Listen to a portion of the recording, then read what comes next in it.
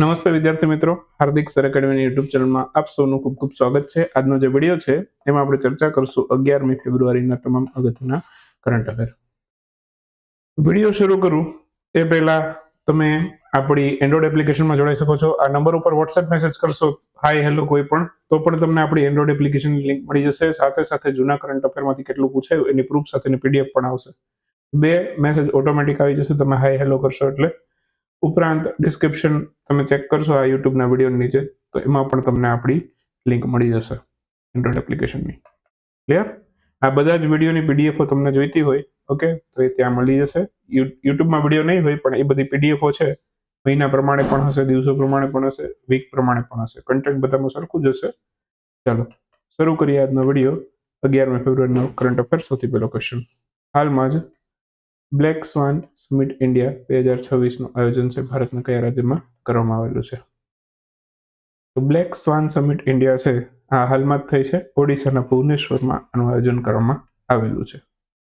Okay, તો black swan summit India છે હાલમાં ઓડિશાના ભુવનેશ્વરમાં કરવામાં આવેલી છે. આમાં ભારતના જે રાષ્ટ્રપતિ દ્રૌપદી મુર્મુ છે બરાબર, એમણે હાજરી આપી હતી, એમણે ભાગ લીધો હતો અહીંયા સમિટમાં, હાજરી આપી હતી એમણે. સમિટનું આયોજન ઓડિશા સરકારે કર્યું. ઉપરાંત global finance and technology network આ બંને દ્વારા મળીને આનું આયોજન ઇવેન્ટનું કરવામાં આવેલું છે. ક્લિયર? અહીંયા રાષ્ટ્રપતિ પોતાની સ્પીચની અંદર મેન્શન કર્યું હતું કે ટેકનોલોજી ઝડપથી વધી રહી છે, સાથે સાથે સાયબર સિક્યુરિટી જોખમો બરાબર, ડીપફેક તેમજ ગેરમાર્ગે દોરતી માહિતી, આવા બધા પડકારો છે. ટેકનોલોજી વધવાની સાથે આવા બધા પડકારો પણ ઊભા થયા છે. ઝડપી ટેકનોલોજી વિકાસથી નવાચાર, રોજગાર, ડિજિટલ પરિવર્તન છે એને પણ પ્રોત્સાહન મળ્યું છે. સાથે સાથે એક ટેકનોલોજીનો અગત્યનો ભાગ બરાબર ડીબીટી મતલબ કે ડાયરેક્ટ બેનિફિટ ટ્રાન્સફર. ઓકે, તો આ ડીબીટી જે છે બરાબર એના લીધે છે. નોર્મલી પહેલા કેવું હતું કે તમને કોઈ પણ યોજનાનો લાભ લેવો હોય, મતલબ કે કોઈ પેમેન્ટ આવવાનું હોય તમારી પાસે, તો તમારે કોઈ પણ કચેરીમાં જઈને નાણાં લઈને તમને તમારી સહી લેતા, એમાંથી ક્યારેક ક્યારેક એવું થતું કે અધિકારીઓ પણ થોડા ઘણા રૂપિયા ખાઈ લેતા હતા. એવું ના થાય એ માટે સરકારે એક નવો જ ઓપ્શન કાઢ્યો, ડીબીટી. ડાયરેક્ટલી જે વ્યક્તિને ચૂકવવાના જે સીધા એના બેંક ખાતામાં જ જમા થાય, એનો મતલબ ડીબીટી બરાબર. તો સાથે સાથે ડિજિટલ પેમેન્ટ આ બધા ક્ષેત્રમાં પણ ક્રાંતિ આવી ગઈ છે. ઓકે, તો અત્યારે જે સિસ્ટમ છે ડીબીટીની, એનાથી માની લો કે કોઈ વિદ્યાર્થીને સ્કોલરશિપ આપવાની હોય છે, તો સંસ્થાના ખાતામાં ₹1 પણ એ લોકો નથી આપતા, સીધું ડાયરેક્ટ વિદ્યાર્થીના ખાતામાં જ સરકાર જમા કરે છે. ક્લિયર? તો એક પ્લસ પોઈન્ટ છે ડીબીટીનો. ઓકે, યાદ રાખજો. ખેડૂતો, નાના વેપારીઓ, મહિલા, આવી બધી ફિનટેકમાં છે એના બધા માટે માત્ર ટેકનિકલ શબ્દ નહીં પણ હવે જીવન રેખા જ બની ગઈ છે. ક્લિયર? અગ્નિ-3 બેલિસ્ટિક મિસાઇલનું સફળ પરીક્ષણ થયું હાલમાં જ. આ ક્યાંથી થયું? આ પણ ઓડિશામાંથી થયું. તો અહીંયા ઓપ્શન એ આપણો આન્સર થશે. અગ્નિ-3 નામની બેલિસ્ટિક મિસાઇલ છે. ઓકે, તો આ જે બેલિસ્ટિક મિસાઇલ છે ઓકે, એનું હાલમાં જ ઓડિશાના ચાંદીપુર ખાતેથી છે ઇન્ટિગ્રેટેડ ટેસ્ટ રેન્જ ચાંદીપુર, ત્યાંથી સફળ પરીક્ષણ કરવામાં આવેલું છે. એક ટ્રેનિંગ એક્સરસાઇઝ હતી, એના ભાગરૂપે એનું સફળ પરીક્ષણ કરેલું છે. લાંબા અંતરની બેલિસ્ટિક મિસાઇલ છે, મધ્યમથી લાંબા અંતરની. ક્લિયર? તો કેવા પ્રકારની મિસાઇલ છે એવું પણ પૂછે. બેલિસ્ટિક મિસાઇલ, ક્રૂઝ મિસાઇલ, એ ટાઈપના ક્વેશ્ચનો આવી શકે. આની રેન્જ પૂછી શકે, મારક ક્ષમતા પૂછી શકે. તો 3000 કિલોમીટરથી લઈ અને 3500 કિલોમીટર સુધીની આની રેન્જ છે. તો મધ્યમથી લઈને લોંગ ડિસ્ટન્સ સુધી કોઈને પ્રહાર કરવો હોય તો આપણે કરી શકીએ છીએ. ક્લિયર? બાકી આ મિસાઇલ પરમાણુ હથિયાર વહન કરવાની પણ ક્ષમતા ધરાવે છે, મતલબ કે આમાં તમે ન્યુક્લિયર વોરહેડ છે એને પણ માઉન્ટ કરીને એને યુઝ કરી શકો. ઓકે, બાકી ડીઆરડીઓ દ્વારા આ મિસાઇલ વિકસાવવામાં આવે છે. ડીઆરડીઓનું ફૂલ ફોર્મ થાય defence research and development organisation. 1958માં ડીઆરડીઓની સ્થાપના થઈ. હેડક્વાર્ટર ન્યૂ દિલ્હીમાં છે. ચલો, અગ્નિ શ્રેણીની મિસાઇલ જે છે આ ઓકે, એ બેલિસ્ટિક મિસાઇલ સિસ્ટમ આધારિત કામ કરે. ટોટલ 5 પ્રકારની છે. ઓકે, અગ્નિ 1 થી લઈને અગ્નિ 5 સુધીની શ્રેણી છે આખી મિસાઇલમાં. એના પછી અગ્નિ પ્રાઇમ પણ આવી છે, પણ એ બધું આપણે અત્યારે ચર્ચાનો વિષય નથી. ઓકે, અત્યારે અગ્નિ 3 ઉપર ફોકસ કરીએ તો એનું વજન 45 થી લઈને 50 ટન જેટલું છે. ઓકે, સૌથી પહેલું પરીક્ષણ 2006માં થયું. આ પણ એટલો બધો અગત્યનો મુદ્દો નથી. 2 સ્ટેજ વાળી મિસાઇલ છે. ઓકે, સોલિડ ફ્યુઅલ ટેકનોલોજીનો ઉપયોગ થાય છે આ મિસાઇલમાં. એ પૂછી શકે કઈ ટેકનોલોજી યુઝ થાય છે, સોલિડ ફ્યુઅલ ટેકનોલોજી યુઝ થાય છે. ઓકે, મિસાઇલનું નિયંત્રણ અને માર્ગદર્શન જે છે એ એડવાન્સ નેવિગેશન સિસ્ટમથી થતું હોય છે. વિન્ટર ઓલિમ્પિક 26ના ઓકે, હાલમાં ફેબ્રુઆરી મહિનામાં જ આયોજન થવાનું છે. અગત્યનો ક્વેશ્ચન છે, સ્ટાર વાળો ક્વેશ્ચન છે, પરીક્ષામાં પૂછાઈ શકે એવો ક્વેશ્ચન છે. તો એક ક્વેશ્ચન આ ટોપિકમાંથી 100% ગેરંટી સાથે આવશે. તો 2026ના વિન્ટર ઓલિમ્પિકનું આયોજન ક્યાં થશે? આ તો નોર્મલ ક્વેશ્ચન છે, આનું આયોજન ઇટલીમાં થાય. હવે આમાંથી અગત્યનું શું શું છે આપણા માટે એ આપણે જાણીએ. તો વિન્ટર ઓલિમ્પિક એક તો ઇટલીમાં થાય એ તો મહત્વનું છે જ. આ પણ એક સ્ટાર ક્વેશ્ચન છે. ઇટલીમાં કઈ જગ્યાએ? તો કે મિલાન અને કોર્ટિના, બરાબર. તો આને મિલાન અને કોર્ટિના ઓલિમ્પિક પણ કીધું છે. મિલાન કોર્ટિના ઓલિમ્પિક નામ આપ્યું છે. જેમ કે પેરિસ ઓલિમ્પિક હતા તો પેરિસના નામ ઉપરથી નામ, સિટીના નામ ઉપરથી જ નામ આવતું. જેમ કે જાપાનના ટોક્યોમાં 2020ના ઓલિમ્પિક થતા, બરાબર, તો એને ટોક્યો ઓલિમ્પિક કહેતા હતા. ઓકે, 2020ના હતા ટોક્યો 2020 ઓલિમ્પિક કહેતા હતા. એના પછી 24ના થયા ફ્રાન્સના પેરિસમાં થયા તો એને પેરિસ ઓલિમ્પિક કહેતા હતા. ઓકે, હવે અહીંયા મિલાન કોર્ટિનામાં થાય છે તો મિલાન કોર્ટિના 26 ઓલિમ્પિક પણ કહેવાશે આને. ક્લિયર? તો મિલાન અને કોર્ટિના દી એમ્ફાસો આ બે સિટી છે, બરાબર, ત્યાં એનું આયોજન થશે. હવે વિન્ટર ઓલિમ્પિક માટે બીજો સ્ટાર ક્વેશ્ચન, ઓકે, શું છે? તો કે એના મેસ્કોટ. નોર્મલ ઓલિમ્પિક છે એના માટે ટીનાને મેસ્કોટ રાખ્યો છે અને પેરા ઓલિમ્પિક માટે મિલો છે એને મેસ્કોટ રાખ્યો છે. અને આનો મોટો પણ પૂછી શકે તમને, તો ઇટ્સ યોર વાઇબ, આ એનો મોટો આદર્શ વાક્ય કે ગુજરાતીમાં, તો પણ ધ્યાન રાખવું. ઓકે, ઘણી વખત ગુજરાતીમાં ક્વેશ્ચન કાઢતા હોય તો મોટોની જગ્યાએ આદર્શ વાક્ય એવું લખે, તો એ પણ ધ્યાન રાખજો. તો અત્યાર સુધીમાં ઇટલી કેટલામી વખત આયોજન કરે છે? 4th ટાઈમ, ચોથી વખત આયોજન કરી રહ્યું છે. ઓકે, બાકી સૌથી પહેલા વિન્ટર ઓલિમ્પિક ક્યાં રમાયા હતા એવું પૂછે તમને, તો 1924માં રમાયા હતા. અને ક્યાં રમાયા હતા? ફ્રાન્સમાં. ઓકે, ભારતે સૌથી પહેલી વખત ક્યારે ભાગ લીધો એવું પૂછે તમને, તો 1964માં ભાગ લીધો અને એ ઓલિમ્પિક રમાયા હતા ઓસ્ટ્રિયામાં. ઓસ્ટ્રેલિયા નહીં, ઓસ્ટ્રિયા. ઓકે, ઓસ્ટ્રિયા ખાતે આ ઓલિમ્પિક થયા હતા, એમાં ભાગ લીધો હતો ભારતે સૌથી પહેલી વખત. કેવી કેવી રમત હોય? સ્કીંગ હોય, આઈસ હોકી હોય, સ્કેટિંગ હોય. ઓકે, તો આ બધી રમતો છે એનો સમાવેશ આમાં થાય છે. આઈસીસી અંડર 19 વર્લ્ડ કપ 2026નો દર 2 વર્ષે થાય અને ટાઇટલ કયા દેશે જીત્યું છે? ટાઇટલ ભારતે જીત્યું છે. આન્સર આવશે ભારત. તો ભારતે ઘણી બધી વખત, સૌથી વધારે વખત આનું ટાઇટલ જીતેલું જ છે. આ વખતે ભારતે કોને હરાવીને ટાઇટલ જીત્યું?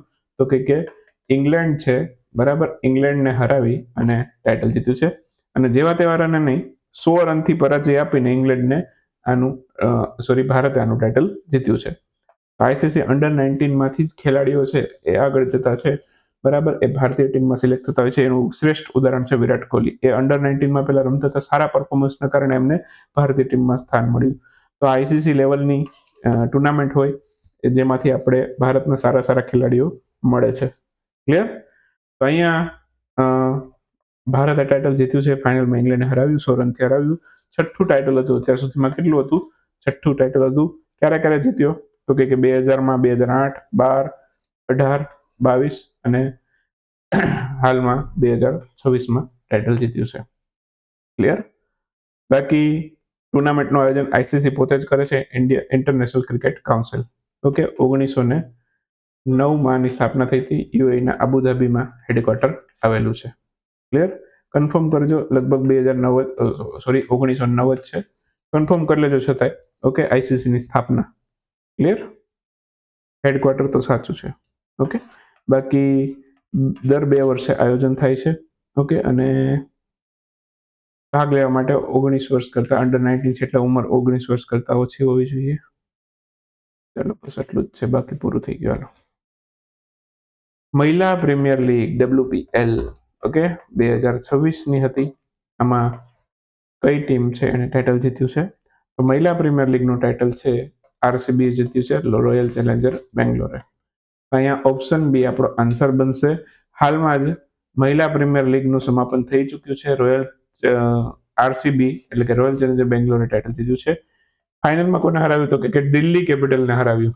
ડીસી એટલે કે દિલ્હી કેપિટલને હરાવીને ટુર્નામેન્ટનું ટાઇટલ જીતી લીધું છે. સૌથી પહેલું મુંબઈ ઇન્ડિયન્સે જીત્યું, પછી આરસીબીએ જીત્યું, એના પછી ત્રીજી આવી બરાબર આ 2023માં રમાઈ હતી, પછી 24નું ટાઇટલ આરસીબીએ જીત્યું, 25માં મુંબઈ ઇન્ડિયન્સે જીત્યું હતું અને ફરી પાછું 26ની અંદર આરસીબીએ જીતી લીધું છે. ક્લિયર? તો આ ધ્યાન રાખજો. આ ત્યાં ચાર વખત યોજાય છે, 4,000ના વિજેતા તમને આવી ગયા. 2023માં શરૂઆત થઈ હતી. 6 વિકેટથી અહીંયા પરાજય આપ્યો છે. ફાઇનલ મેચ રમાઈ હતી વડોદરાના કોટંબી સ્ટેડિયમની અંદર રમાઈ છે. ઓકે, અને આરસીબીનો બીજી વખતનો ટાઇટલ છે આ 2026માં જે જીત્યું, બીજું ટાઇટલ છે. આની પહેલા ક્યારે જીત્યું હતું? 2024માં. ક્લિયર? બાકી બીસીસીઆઈ નું આયોજન કરે છે. ઓકે, 2023માં સૌથી પહેલી વખત યોજાય. કઈ કઈ ટીમો છે તમારી સામે છે એવું ના પૂછવું જોઈએ. હવે બીજું થોડુંક WPL વિશે અગત્યના મુદ્દા યાદ કરી લઈએ તો નેટ સાઇવર બ્રન્ટ હતા, ખેલાડી હતા એક. એમણે WPLમાં સદી લગાવનારા સૌથી પહેલી ખેલાડી બની ગઈ છે અને ઇંગ્લેન્ડની પ્રસિદ્ધ ક્રિકેટર છે, મુંબઈ ઇન્ડિયન્સ ટીમ તરફથી રમે છે. તો અહીંયા એક મુદ્દો એમના નામે ચર્ચામાં હતો, પ્રશ્ન પૂછાઈ શકે એવો છે. ઓકે, ચોથું સંસ્કરણ હમણાં યોજાયું. નવી મુંબઈ અને વડોદરા બે સ્થળોએ આનું આયોજન થયું હતું. ફાઇનલ જે રમાઈ એ વડોદરામાં રમાઈ હતી, એટલે વડોદરાને વધારે ફોકસમાં રાખવાનું. ઓકે, બાકી કોણ કોણ જીત્યું એની વાત મેં પહેલા જ કરી દીધી છે, એટલે વધારે પાછું રિપીટ કરીને ટાઈમ વેસ્ટ નહીં કરું. International day of woman and girl in science. Okay, આ કઈ તારીખે ઉજવાયેલો છે? આજે 11 ફેબ્રુઆરી છે. આજે આ દિવસની ઉજવણી કરવામાં આવે છે. હાલમાં જ international day of woman and girls in science, okay, એ 11 ફેબ્રુઆરી આની ઉજવણી થઈ છે. From vision to impact redefining STEM by closing the gender gap. આ એની અત્યારે 2026 માટેની થીમ છે. યુએન દ્વારા, સંયુક્ત રાષ્ટ્ર દ્વારા દિવસ ઉજવાય છે. યુએનનું હેડક્વાર્ટર ક્યાં છે? તો કે ન્યુયોર્કમાં છે. 24મી ઓક્ટોબર 1945માં યુએનની સ્થાપના થઈ હતી.